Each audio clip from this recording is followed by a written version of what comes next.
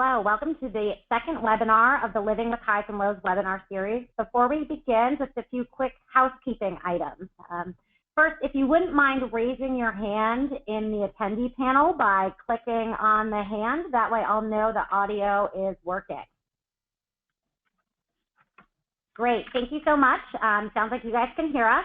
A few quick items. Due to the number of participants, attendees are muted today, but we encourage you to submit questions at any time during the webinar using the question box. We'll compile them and share them during the Q&A and discussion period later on in the webinar. The session is being recorded and will be posted to the webinar registration page. We also have included a few polls throughout the webinar in order to get a better sense of who's joining us and to get your feedback on some of the team's ideas. Those responses will not be attributed to individuals, and we do hope to hear from you. So with that, I'm going to turn this over to John Calvert, Emerging Opportunities Program Director at the University of Michigan Graham Sustainability Institute. Thanks, Maggie, and thank you everyone for joining us today on this second webinar as a part of a four-part series we're doing on lake levels in the Great Lakes region. What we'll do today, since many of you who are on today were also with us last week, is not go into as much of the background about the project or the background of lake levels, but kind of spend more time on the presentations. We'll do a little bit about what we're doing in case anybody is joining us for the first time. And if you did not join us last week, or if you're looking for a little bit more background information on lake levels, know that past webinars from the one last week and also a session we did last May that went into the kind of the history of lake levels and what we're experiencing and what we're seeing. All of that information is available on our website if you're looking for more information. We'll spend most of the session today with our presenters and then have a chunk of time at the end for questions and discussion. And then we'll turn it back to our presenters just to see if they have any final comments or wrap-up sessions. Comments during the kind of the wrap-up session at the end. Apologize to anybody who joined us last week if you were blocked from attending. We had a little bit of a technical challenge, but looks like things are working fine today. And again, all of the webinars are being recorded and will be posted to the website. One of the things we're going to do today is use some interactive polls throughout the presentation as a way to kind of gather input from the wide audience that's joining us today. We've got close to 100 participants that are with us today, as we did last week, and we've got folks from Ontario, from several U.S. states, folks representing kind of different environmental organizations or state or provincial regulatory agencies, and also landowners. So we're just going to practice this polling tool with a simple question before we get into the presentation, so you're comfortable with it when we do it during the guest presenters. Okay, so if we could start the first poll. Yeah, so the question is just with regard to Great Lakes shoreline property, select all that apply. Do you own shoreline property? Do you manage shoreline property that you don't personally own? Do you have regulatory authority over shoreline property, or none of the above? Looks like about half of you have voted. We'll wait just a couple more seconds.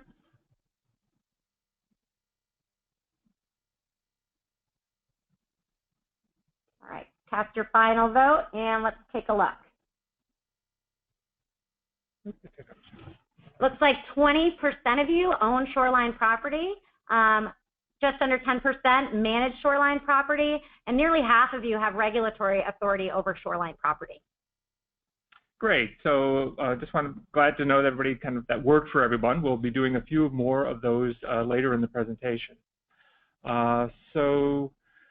Just want to repeat again that this is the second webinar in a four-part series. We're fortunate to have Lynne Peterson and Matthew Hoy join us today to talk about what they're seeing and what they're doing in Huron County, Ontario. And then we've got two more coming up the first two Thursdays in December, and you can still sign up for those webinars from our website. And for everybody who's joining today, there will be a follow-up email message that will provide you with all this links and all this information. So don't worry about having to find it. We'll get it to you.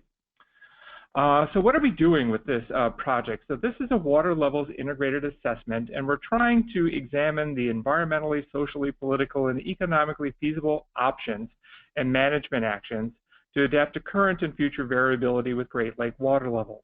From what we've talked about last week and what we've talked about in previous presentations as a part of this project, over the past couple of years, we've seen some pretty significant lows and quickly turning around to some quickly significant highs. We're trying to identify what the impacts of that will be on infrastructure, shoreline economies, near shore and shoreline habitat, water quality, recreation, and tourism. So what we're trying to do is equip the region with a robust set of water level adaptive strategies that help protect the ecological integrity, economic stability, and cultural values of the region. Each of the 4 projects that's part of the overall integrated assessment is doing a place-based analysis, trying to look and evaluate specific integrated and feasible options, working closely with local stakeholders, and helping to build local ownership of whatever strategies are being developed to help move those forward. And while the opportunities that we're focusing on are primarily within the Michigan-Huron Basin, we're hoping that there will be some applications that can extend beyond Michigan-Huron to other parts of the Great Lakes Basin too. Roughly what we've been doing in terms of our timeline, we started about a year and a half ago where we had several planning grant teams exploring the feasibility of doing a more involved assessment in a specific location. And each of those teams prepared summary reports, and we do have brief summaries of each of those reports on the project webpage. We then moved into the first phase of the integrated assessment, where the teams prepared an overview report looking at status and trends, causes and consequences of lake levels within a particular location. Now we've just finished phase 2, which is drawing on stakeholder input. Each of those teams have developed a report analyzing viable policies and adaptive actions for the specific location where they focus their efforts. And then we're moving into the final phase where we're aiming to kind of synthesize all of that into one final comprehensive report and kind of highlight some key options that should be considered or implemented to address lake level change throughout the region.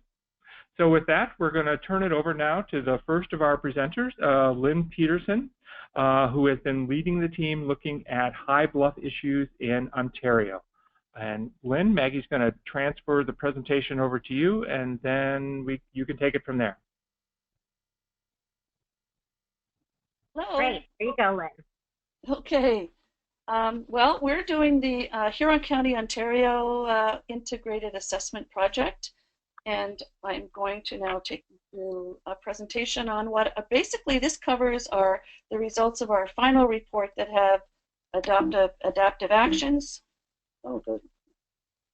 For some reason, it doesn't seem to want to. Are you controlling it, Maggie? Because no, I'm not. What I'm going to do is I'm just really quickly, I'm going to take it back, and if you just make sure you have it in full screen mode, I'm going to hand it right back over to you, okay? We're good. Oh, wait, no, we're good. There you go. There we go.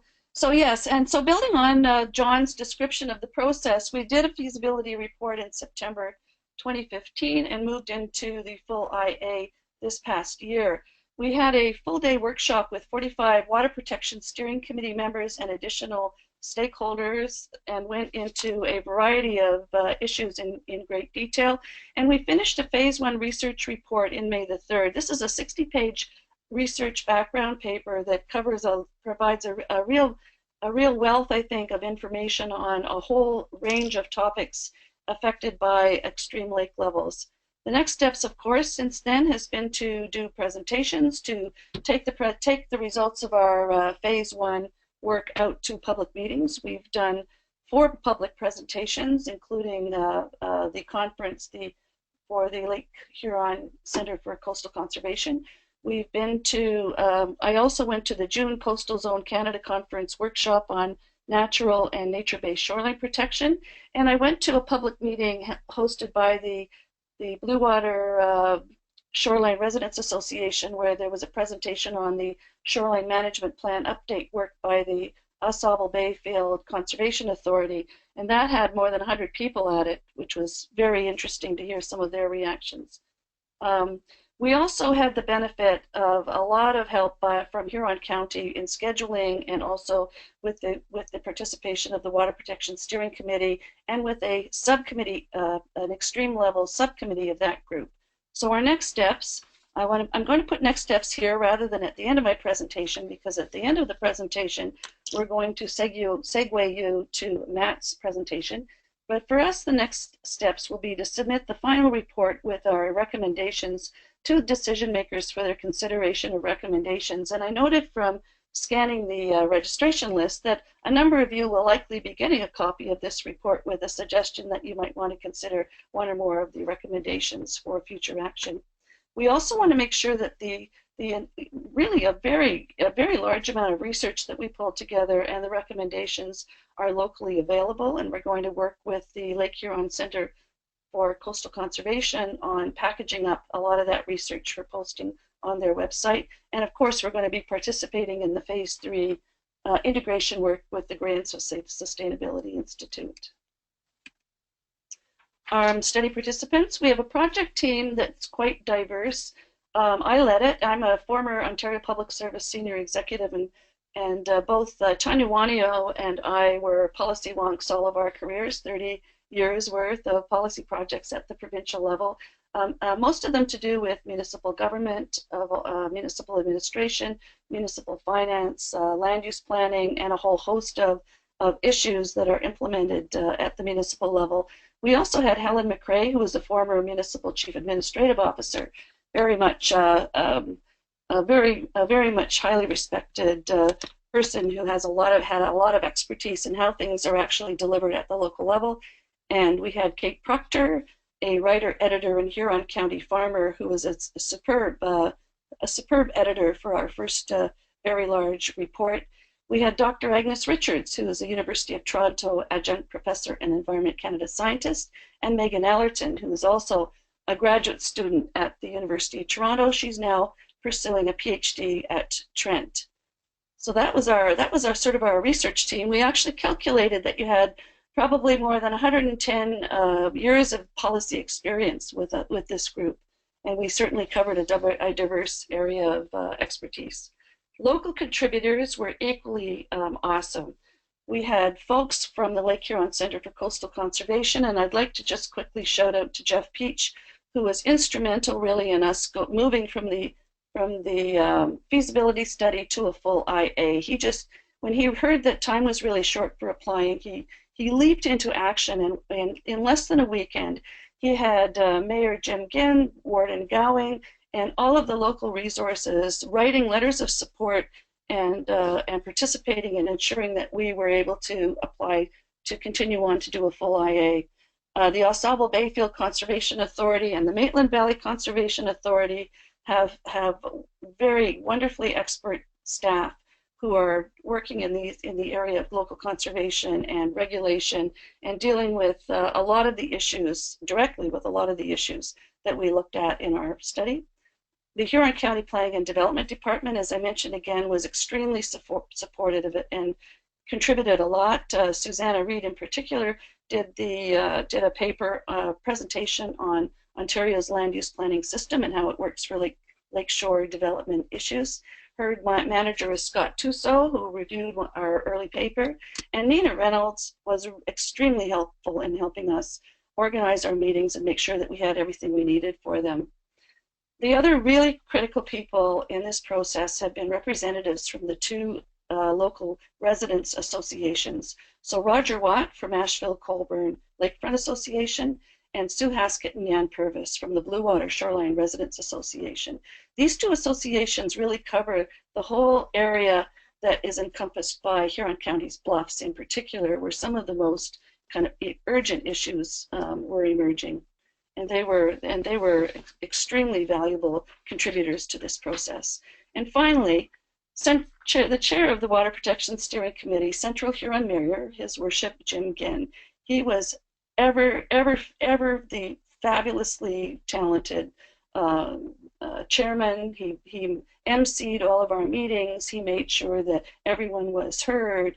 He was unfailingly productive and informative, and helped us really negotiate the whole study because, of course, we certainly had a variety of people with a variety of interests. And one of the comments I heard early on, just after the January workshop, was that it was the first time that many of those people from those different interest groups, business, government, CAs, residents, had actually talked to each other sort of straightforwardly or discussed things in a group. Huron County, of course, is just up. It's up the Lake Huron shoreline from Sarnia, and it has 5 shoreline municipalities, as you can see. And you can also see from the dotted line that the lakeshore area is split between the 2 conservation authorities, the Au Sable Bayfield Conservation Authority and the Maitland Valley Conservation Authority to the north. It's a beautiful place, Huron County. Well, they like to say that they're where the farm meets the lake. Population 60,000 with an additional 10,000 in the summer. The economy is agriculture, tourism, manufacturing, shipping. Within the 100 kilometers, that's 62 miles for you in the US, of Lake Huron shoreline, we've got the most beautiful dunes and beaches attracting hundreds and thousands of recreational activities and tourists every summer. 2 provincial parks. There are harbors and marinas that, of course, require dredging and infrastructure maintenance so that they can handle recreational boating and commercial shipping. There's also a little fishing going on there. The Goderich Harbor is very impressive, and it's notable for being the only deep water port on the eastern shore. There is also the world's largest productive salt mine at Goderich, and of course a lot of the deep water shipping that takes place is exporting the salt from that mine out to other markets.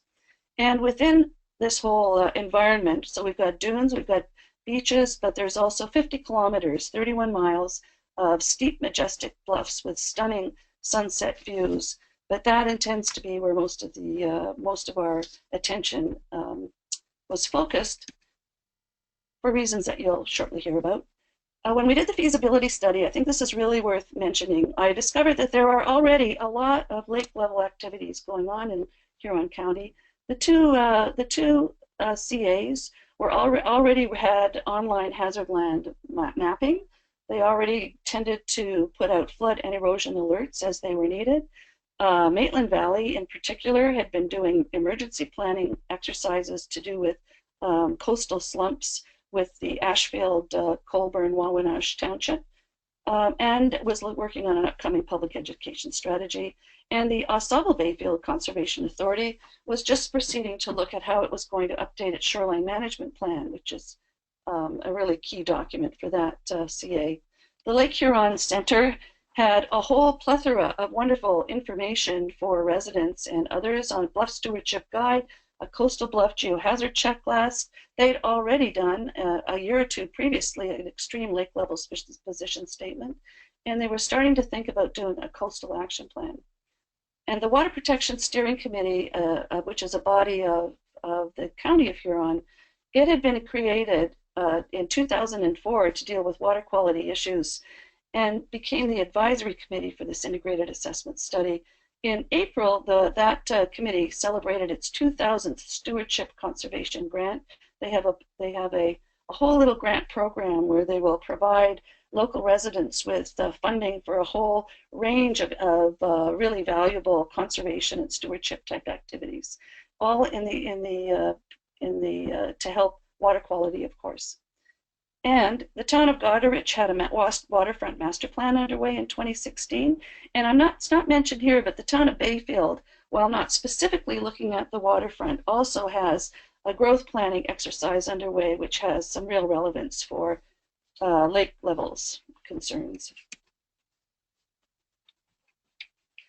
We had 6 objectives for our IA. The first one was to enhance public awareness.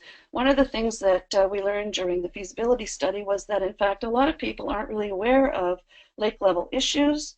Of course, at that point, we'd still had pretty stable low water level situation for more than a decade. So a lot of people really weren't aware that there were extreme lake level issues and that they could be affected by them. We wanted to complement the work of the CAs and municipalities. Those three all have considerable responsibilities to do with lakeside development and infrastructure and a lot of other issues that were coming up. We wanted to build on the conservation and stewardship activities of the Lake Huron Centre. We wanted to identify local economic development opportunities, identify municipal infrastructure issues and challenges, and finally, we wanted to identify, and at the time we weren't sure how many of these there were, but we did come up with there are some emerging opportunities that we discovered that could be very useful. So tools, federal and provincial legislation, funding programs and tools that could be useful to Huron County governments, organizations, and residents for actions to adapt to extreme lake level impacts. I'm going to go through this really quickly. We, of course, looked at the 100-year NOAA data, and there really is a great deal of fluctuation over time, driven primarily by climatic factors related to precipitation and evaporation. But there have been extreme lake levels on the low side in the 30s, 60s, and 2000s, and there have been high lake levels in the 70s, 80s, and 90s, and of course, we're into another high lake level situation now, although so far it's not looking like it's going to hit a record. But we have had extreme scenarios just in the past 50 years with record lows in 1964 and 2013, and then record highs in 85 and 86. For the Au Bayfield Conservation Authority Shoreline Management Plan update process, Dr. Robert Davidson Arnott, who is a geomorphologist, has done a couple of discussion papers that are really just leading edge, bringing together all the latest information and applied very directly to Huron County's coastline. He concludes, those discussion papers are available, by the way, on the ABCA website, and I really recommend them. They're very readable, and they're certainly informative. So he certainly also concludes that cyclical high and low levels will continue. We noted that Lake Huron has the largest variation in high and low lake levels of all the Great Lakes. We weren't aware of that previously, but it's in the magnitude of about 6 feet or 3 meters for between the highs and the lows, which is That's a lot of ups and downs. He noted very much that there's ice cover has already decreased and will decrease further. Lake levels, temperature has already increased by about 1 degree. He predicts an increase in the number and severity of storms. And he explained the process by which larger volumes of sediment transport, an increase in downcutting of nearshore and bluff toes equals increased bluff erosion and impacts on the dynamics of sandy beach and dune systems. He concludes there will likely be an increase of 2 to 7 degrees Celsius in average annual temperatures by the end of the century. This means there will be longer recreational and shipping seasons for the Great Lakes, and also longer agricultural seasons for the wonderful farmlands of Huron County. The most increase in temperature occurs in winter, but there will be more extreme heat alerts in the summer. And of course, all of this has impacts on lake effect, snowfall, winter ice cover, and fish habitat. And here's just a quick photo of a situation with dunes and bluffs and cottages, old cottages on the tops of the Huron County bluffs. We also did a little bit in our initial feasibility study of the pros and cons of highs and lows, because why these issues are difficult is that low water levels may benefit tourism, camping, and cottagers, but they also harm commercial shipping. They require costly dredging and marina impacts. They can adversely affect fish habitats and can threaten water quality and drinking water intakes. So you never get a clear winner with either high or low level situations. There's no dominant winner so that you could say, oh, gee, I wish the water levels would stay this way all the time, because there's always a loser and a winner no matter what kind of water level situation you have. And high water levels, you get much more profitable commercial shipping because the boats can carry more. You don't have to do as much costly dredging and infrastructure adjustment. You get improvements for recreational boating and fishing, but it increases the rate of bluff erosion and the public safety concerns around those cottages, those pre-existing cottages that are all along the Lake Huron bluff line, can threaten road, bridge, and other infrastructure. So we ended up with our final report with 23 recommendations, and they really fall under 6 themes. We're going to do a poll next, and I want to say that for that, we've actually condensed the 6 themes into 5. So don't get confused when you only see 5 in the poll. But very, very much we were looking for, we had our themes broke out into pursuing climate change funding opportunities for stormwater management systems and municipal drains capable of dealing with 100-year storms. Our second is to build on Ontario's strong policy framework through the CA work and our planning framework, land use planning framework with municipalities. The third theme is enhancing emergency preparedness. Fourth theme is to engage and inform shoreline property owners. Fifth, capitalize on local economic development opportunities. And I'm going to stop here just to say that while I found this topic really interesting, I think there's a lot of very promising and probably beneficial ways that our local economies along the Huron shores can benefit because of climate change warming. You won't be seeing very much on in this particular presentation because we won't have enough time, but there is a very fulsome and excellent description of Great Lakes shipping and other commercial activities in our May the 5th background research paper. And finally, promoting increased conservation and stewardship capacity. All right, so we're going to launch a poll, and Lynn will go into these in detail, but we're just kind of interested in your initial feedback about which of the following of these things do you think might have the greatest impact. So funding for stormwater management and drains, updating the shoreline hazard maps, regulations, and conservation, working on that framework that's already there, enhancing emergency preparedness, more engagement and information for property owners, or exploring these positive economic development opportunities.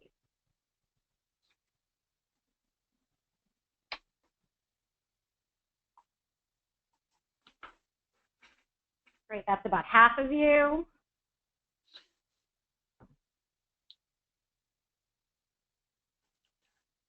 We'll keep this open for just a moment more. And great, let's take a look. Okay, so the strong leader is updating the shoreline hazard maps, regulations, and conservation. That's followed by more engagement information with shoreline property owners. And then additional funding for stormwater management and drains, and then the emergency preparedness and economic development opportunities got less than 10% each. So, Lynn? Thank you.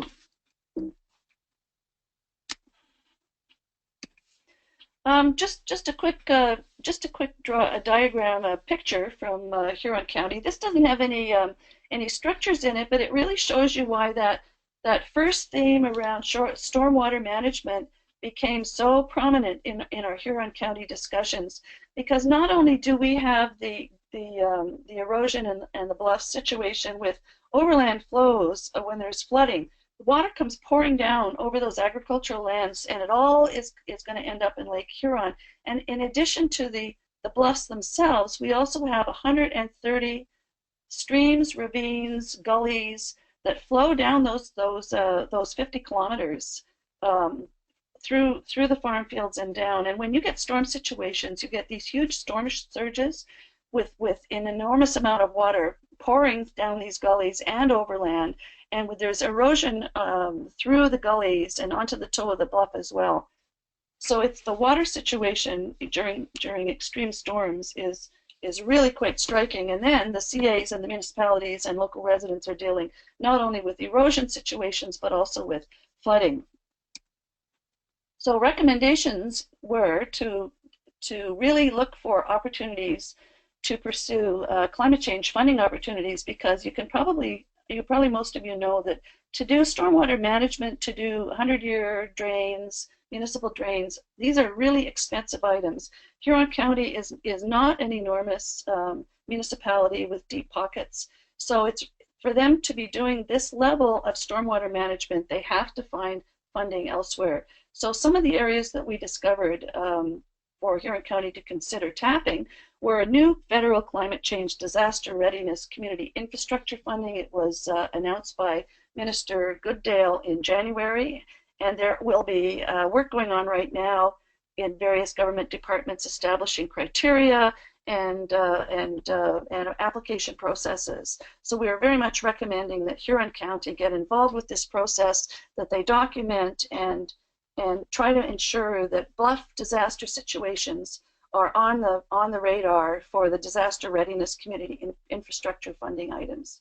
Similarly, at the province, we're having new fundings coming through under the Provincial Climate Action Plan for infrastructure as well. So that's another source where Huron County's particular situation and need and urgency for stormwater management work may very well qualify for funding at the provincial level.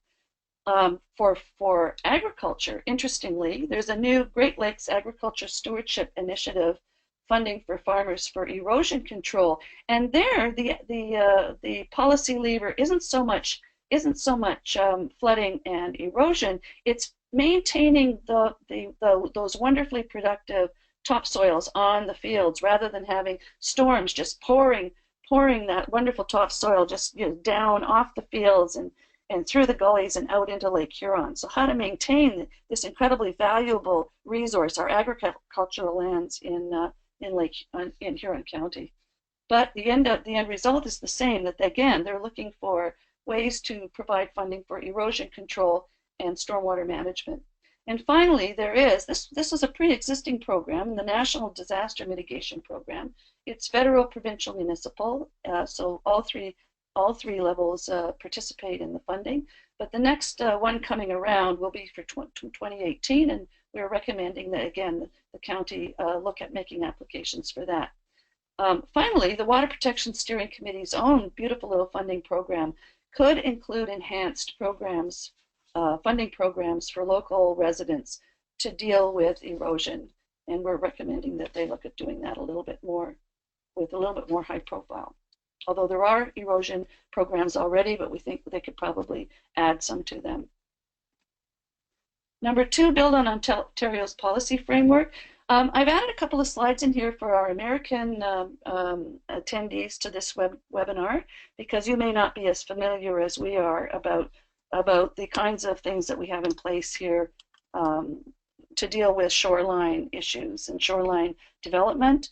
We have conservation authorities, of course. They were established in 1946, some 31 of them, and they are marvelous organizations organized on a watershed basis to safeguard our rivers, lakes, streams, wetlands. And in 2006, they were also delegated responsibility for Great Lakes shoreline issues.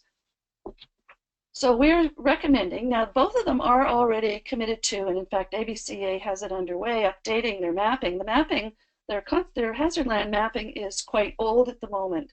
And of course, to be able to update it with new GIS technologies would be extremely valuable. It'll produce mapping tools showing the extent of the rate of erosion and the area of 100-year erosion and flooding that will be really valuable, we think, to the 1,050-odd shoreline property owners.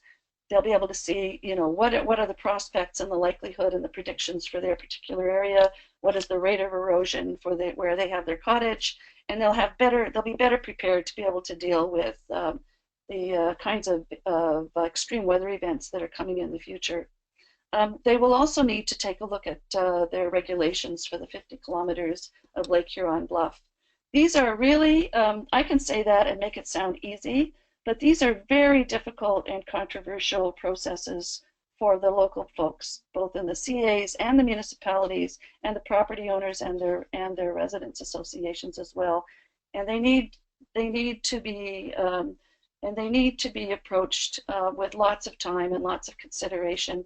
And I know that the ABCA has already extended the process to give more time for local residents to take a look at some of the things that they're doing.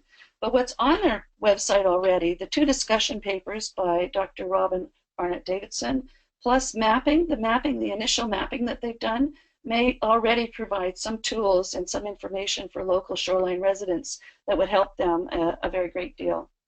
Another tool that could be done, and in fact the Ashfield, Colborne, Wawanosh municipality, you'll hear them again. They seem to be ahead of the other local municipalities in looking at shoreline erosion and tools to deal with that, also for the emergency situations. But they passed this fall a shoreline tree protection bylaw. And the recommendation is that the other municipalities also look at doing the same thing, and that the county also consider a shoreline tree protection bylaw, because while it has a current tree protection bylaw, it would be difficult. I've been told it's difficult applying it to shoreline situations. And finally, we think that the Huron County's fine planning department folks could probably do a little bit more to provide cottage residents with fact sheets, with information about if they wish to buy another lot farther back from the eroding bluff and to relocate their cottage, that in fact they could probably benefit from some information from the land use planning department on what lands are available that they may be able to buy a lot, and other, maybe possibly even some, the municipality might want to consider fee waivers as an incentive to encourage folks to do this, to relocate their cottages, and what kind of process might be involved in doing that. It certainly would be a longer term activity. There's a lot involved in it, a lot of steps and a lot of problems, but any fact sheet that would sort of start that process would start residents thinking, oh, gee, well, maybe at least I'd like to save the cottage, and maybe we should start thinking about where we might want to put it to keep the residents in the community, benefit the local economy. They'd still be able to recreate and in this lovely environment and see the sunsets every day in a community that they've known for many years.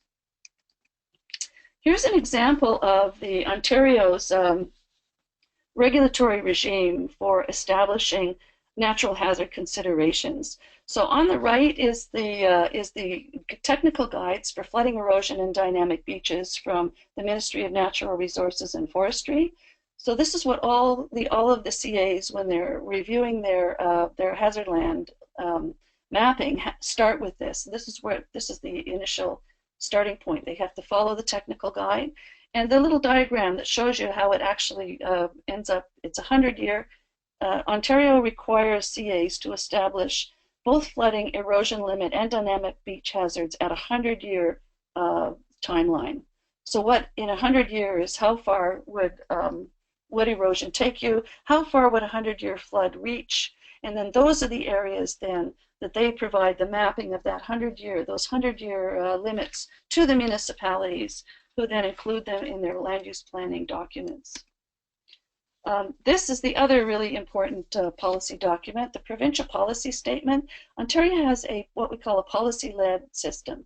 So the provincial government sets its main policies with respect to development in the provincial policy statement, and then counties and local municipalities are required to consider these, to implement these, and to be consistent with them in their local planning activities. So these, and in 2014, what's notable here, again, you'll notice that a lot of the climate change stuff that I've mentioned is either coming soon or relatively new. This too, this change to the PPS to include climate change adaptation was just put through in 2014. So planning authorities are to consider and minimize the impacts of climate change that may increase the risk associated with natural hazards.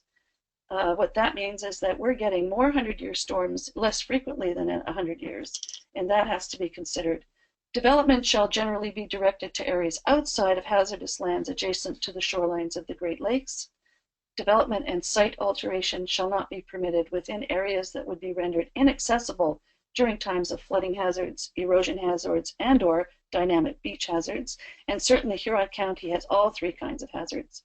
And municipalities are to encourage green infrastructure such as permeable surfaces and promote stormwater management best practices. So there's the emphasis again on stormwater management as an adaptive measure for climate change.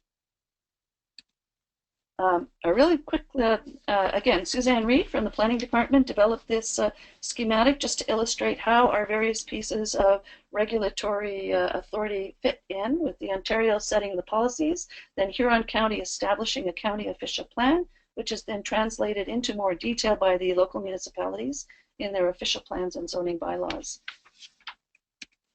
Here's an example from Huron County of, you can see on the left that the cottages are very, very close to an eroding bluff, whereas on the right, that one there is much further back.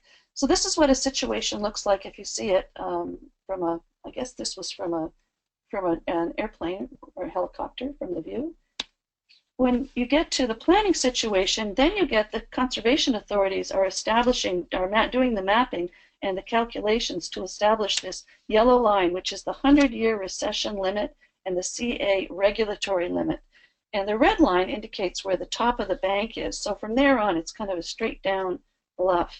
And you'll also notice that this yellow line it also very much encompasses the ravine, that there's erosion happening and storm danger happening, not just along the shoreline, but right up and coming up, right up those ravines or gullies. And there's that house that was just back, that was in a sort of a safe place. Sure enough, it is in a safe place. What the municipal planning people do is they turn this into this. So here's an example of what the planning documents would look like. And again, here you can see where you see D, that's development. So those are lands that are actually designated for future development, and where there's a potential for, as the bank erodes back, people could be developing new areas of recreational cottage housing or permanent housing, because a lot of it does tend to be both these days in those areas safe behind the yellow line. Okay, moving now to emergency preparedness. As you can imagine from bluff situations, and certainly David Hart's presentation talked about this as well, there's a danger where we have pre-existing development along an eroding shoreline with the bluffs. There's a danger of slumps, there's a danger of disasters. And certainly in Huron County, municipalities, first responders, hospitals, utilities, shoreline property owners, there is a great concern around the capacity of local first responders to be able to deal with a slump disaster along there. And as I mentioned earlier, Ashfield, Colborne, Wamanosh was the first municipality in Huron County to actually do a bluff disaster scenario. They did it yet last year so that they could put in their emergency plans specific provisions to deal with that kind of a scenario. We also are recommending that municipalities review infrastructure vulnerability in those situations, that those who haven't already, that they participate in bluff collapse disaster exercises, and that their municipal emergency plans be updated to include this scenario.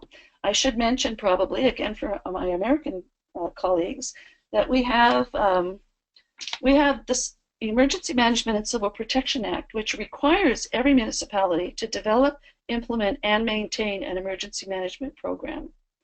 So it's a mandatory activity, and so that way we know that all of our municipalities have been doing that, have been doing these disaster plans. What we don't know is how many of them have been looking specifically at a bluff collapse sort of scenario. And finally, under our recommendations for emergency preparedness, we also learned that a lot of shoreline property owners are entirely unaware of the fact that they're in a risk area, a hazard, a potential erosion risk area, and that they don't know what to look for on their properties that may herald a slump. Things like tension cracks. There's a number of signs, things happening on their property that someone who is informed would look at that and say, oh, perhaps we should, disconnect the utilities and move back and see what's going to happen here, and what to do in the event of a slump. And I think we did we have another poll here, Maggie? Actually, Lynn, we do. Let's launch that right now to get a sense of some feedback on emergency preparedness, whether that's good, whether it's pretty spotty or low. And while folks are answering that, Lynn, unfortunately, we're running out of time and we need to turn things over to Matt. So once we close the poll, I'd appreciate it if you could introduce Matt, and we're going to turn the presentation over to him. I will make your full PowerPoint presentation available on our website afterwards so that folks can see recommendations 4 through 6. We're just short on time and want to make sure that we can get to questions. So let's close the poll. That's good. Responded. It looks like it's a mix, sort of on the lower side. So very few said the preparedness was good and awareness was high. It looks more like it's spotty or low, or folks don't know about it in their particular instance. So with that, Lynn, if you could just wrap up and turn it over to Matt. I will. So I'm going to go through here really fast. There goes the economic development, and in fact, in this one, you can see the beautiful Huron County agricultural land pouring down into Lake Huron here. Okay, our final recommendation area was certainly to promote strategic priority setting, which is being done by the Lake Huron Coastal Center through its Coastal Action Plan, and also the Healthy Lake Huron strategic setting, priority setting vehicles. The two things that we found under this category was that there were numerous ad hoc and fragmented small stewardship funding programs to support conservation priorities. But when you have a significant strategic priority, it's really difficult to get the money, enough money to actually fulfill something that may give you more bang for the buck. And finally, to consider a geographically focused initiative under the Great Lakes Protection Act 2015 to access provincial funding and program support. In particular, we think the Coastal Action Plan may qualify for this.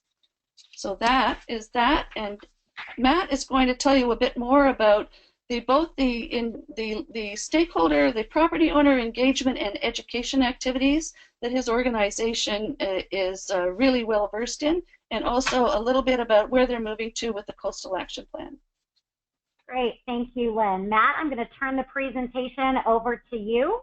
And then we're just going to need to keep this quick, hopefully about 4 minutes, because I want to make sure we have some time at the end for questions from the audience. So thank you, Matt. No problem. Okay, well, thank you very much to both Lynn and the Graham Sustainability Institute for giving us the opportunity to talk today. It's always a pleasure to talk about our organization and the work that we do. So my name is Matt Hoy, and I'm the Executive Director of the Lake Huron Centre for Coastal Conservation. We are a non-governmental agency formed in 1998. We're governed by a board of directors. We have several technical advisors that work with us. Two of our key advisors are Jeff Peach and Pat Donnelly, who are our coastal science and stewardship advisors.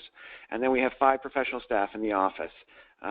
Two of, again, the main individuals here are Erin Laurie, our coastal stewardship coordinator, and Rhiannon Moore, our coastal outreach specialist. We take on a number of co-op students during the summer months especially, and we do this in order to give graduating students and new students an opportunity to do some work in the environmental field and become familiar with that community. Our main mission is to provide leadership and expertise in collaboration with partners to achieve a healthy Lake Huron coastal ecosystem. We work with a number of partners along the Canadian shoreline, a number of municipalities, a number of environmental agencies. In fact, one of our key goals at the Lake Huron Centre for Coastal Conservation is to provide a link between all the environmental agencies along the Canadian coastline from Tobermory down to Sarnia. We are located in Goderich, Ontario, which is sort of central along our Canadian coastline. It allows us to service our entire Canadian coastline. We're located right downtown in Goderich, which is a beautiful little town, and I'm saying that not as only in my role here, but I'm also a municipal councillor here, so I'm a little bit prejudiced. Our four major priorities are water quality, biodiversity, coastal processes, and climate change. At the Coastal Centre, we try to provide a grassroots solutions. Because we're non-governmental, we're on the ground working individuals that can make a difference along our coastline. We manage a number of programs, the first being our Coast Watchers program, which is a citizen science program. This is where individuals along the lakefront can record data, which they forward to us, and that might be dead species on their beachfront, water quality, algae, water depth, water temperatures, anything affecting their beachfront. We take that information, we collate it, and we share it with municipalities and public individuals. One of our main programs is the Butt-Free Beach program. We had 7 beaches that participated last year. We're going up to 9 next year. This is not an anti-smoking program. This is a litter-free, butt-free beach program. So what we do is we provide municipalities with receptacles where individuals can put their cigarette butts into them. We provide little paper ashtrays along each one of the beaches, and we do educational pieces along each one of the beaches to advise the general public about the dangers of cigarette butts. It's really a form of trash, and it's a major source of issue for our lake. Again, of course, one of the main issues we deal with along our lakefront is Phragmites australis. We work very closely with Dr. Janice Gilbert. We provide recommendations to municipalities, and we do on-the-ground work to manage Phragmites. A big piece of our work is coastal education. We do provide educational packages to educational, both private and public school boards. We do in-school presentations, and we do presentations on the beach. We provide a number of manuals and stewardship guides to municipalities along the lakefront, and this is information for their staff so that they can better manage their beachfront and for their municipal councillors. Protecting our coastal wetlands is a huge issue for us. This is a new program that we're taking on, and it's really about educating the public on the importance of coastal wetlands. We're creating best management practices, creating educational videos, collecting data and collating it so that we can provide a useful document that can be used along the lakefront to manage coastal wetlands. The main thing that we're taking on over the next few years is our Coastal Action Plan, and we've already begun work on this. So this is a Coastal Action Plan that will provide a document encompassing the entire Canadian lakefront from Sarnia to Tobermory. We're going to provide a document that will be useful to both sides of the lake. Areas that we'll be studying are coastal wetlands, beaches and dunes, bluffs, cobblestone beaches, rivers, estuaries, and coastal woodlands. Some of the main activities that will be associated with this are definitely on-site inspections, GIS mapping. We'll be working with municipal individuals and doing municipal forums. We've already done one. We hosted all of the mayors and councillors along the Canadian side of the lake on October the 20th. We got feedback from them as to what we can do to provide a better document for them. We're also doing public forums. We're working with universities. We're collecting data that was produced previously so that we can show a difference today to what was in the past and make use of the hard work that has gone on before. That's about my presentation. So again, my name is Matt Hoy. I'm from the Coastal Centre, the Lake Huron Centre for Coastal Conservation. I would encourage you to take a look at our Facebook page and our website. Now, our website is under some major design that will be produced. It'll be released within the next 3 weeks. So you're going to see a newer and better website that will link all of the environmental associations along the Canadian coastline. And that's my presentation. Thank you, Matt. Well, while we have you here, we're going to sort of open this up to questions. One quick question is, could you just elaborate very briefly on how your Coastal Action Plan is taking into account extreme water levels? Well, it really has a big do. The most important piece is going to do extreme water levels with climate change. So because climate change is going to be a change in water levels, we're going to be making recommendations to municipalities on how they can best manage those water level changes. Great, thanks, Matt. While folks are sending us their questions, Lynn, I'm just going to turn back to you for a minute. You've done such extensive stakeholder engagement and stakeholder, gathering input. I'm just wondering, what was kind of one of the most surprising perspectives to you on lake levels that you gained through the stakeholder engagement process? Because you bring your own kind of awareness to this topic, but what was something that really kind of opened your eyes in terms of the stakeholder input that you received regarding lake level issues and adaptive strategies? That question could be interpreted in a number of ways. Take it however you want.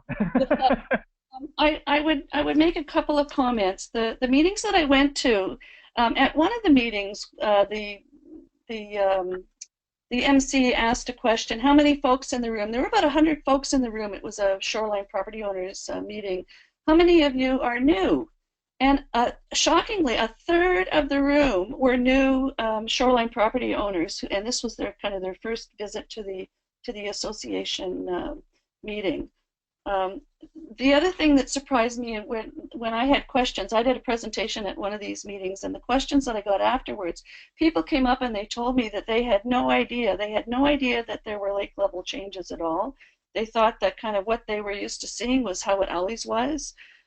They immediately were looking for, okay, where can they get more information? And that's the other thing that surprised me, was that in Huron County, between the websites of the Lake Huron Centre and the municipalities and the conservation authorities, there is fabulous information. There is wonderfully complete and detailed information written for property owners about Lake Huron, the shoreline, lake levels, all kinds of things, but the property owners don't seem to know it exists. So that was probably the second surprise I had, that the information that when I started this project, I found a large amount of it very quickly just by doing quick Google searches, that in fact the shoreline property owners weren't even aware of it existed. And they weren't aware that they could get free expertise from the CAs. CA staff, and they're coastal engineers, biologists, and they have a lot of expertise. They will come out and help a property owner look at their property and tell them, what kind of risk situation they might be in, what kind of trees to plant to help maintain stability on their bluff, what kind of things you shouldn't be doing, like cutting down all the trees and hardscaping. That's it. And thirdly, the third thing I found that surprised me was that people were buying bluff properties and then hardscaping them right to the edge with no thought. Can you imagine, just a giant stone patio from your cottage all the way to the edge of a bluff, and when you look over the edge and there's toe erosion, you're just thinking, whoa.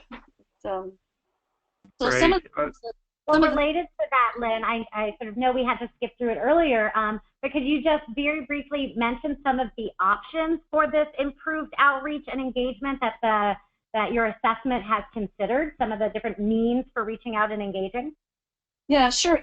This was the subject of the most discussion by our group, and the most frustration. It was clearly how to inform stakeholders seemed to elicit more frustration, because clearly these folks have been talking about it and worrying about it for a very long time. And something that it came down to was, could we please get municipalities to send notices to property owners whose properties are in hazard lands, and send it to their home addresses, because if you send it to the cottage address, they may not get it. And could you send it to their home addresses as part of something that they're going to look at, like a municipal tax bill? So, and originally the thinking was that, oh no, municipalities will never do that. By the end of our process, actually, at least one municipal mayor was very much saying that yes, they were going to look at the feasibility of pulling out that subset, the property owners along the shoreline, so that when they did their municipal tax billing, they were going to develop they were looking at the feasibility of developing a fact sheet and sending it out to them. So great. I think we've only got time for one or two more questions, or one more. Maggie's giving me the. Yeah, we're just running really close. This actually might be sort of a better question for John. There is some question about options, including structural things like flow control structures being placed in the St. Clair River. I think that's sort of more a general question about how we approach those kinds of issues for this integrated assessment. So for the control structures, that was something that we discussed from the very beginning of this, and we've got a broad advisory group that's working with us. We know that others are really looking at that topic, but that has not been an issue for this effort. It's really looking at what are ways within the 4 locations, options and strategies like we've heard about today for living with, what are the adaptive management strategies for living with those changes. So we're come to the end of time. I want to respect folks' schedules. We've just put up the project website. Any questions that you have, we will be gathering the questions that we've received and not been able to get to and share those with the presenters today. And we'll be preparing kind of an FAQ as a response to the entire webinar series that we'll share with respondents once we get through the entire series. I'm going to turn it over to Maggie in case there's any other final comments? No, that's it. Just we look forward to you joining us on the next 2 sessions in December. And if we didn't get to your question, stay tuned for that FAQ document on the website. So thanks again to Lynn and Matt for their presentations, and to Maggie and Lello for managing things here. And we hope that you'll be able to join us for one of our upcoming webinars on the first 2 Thursdays of December. Thank you.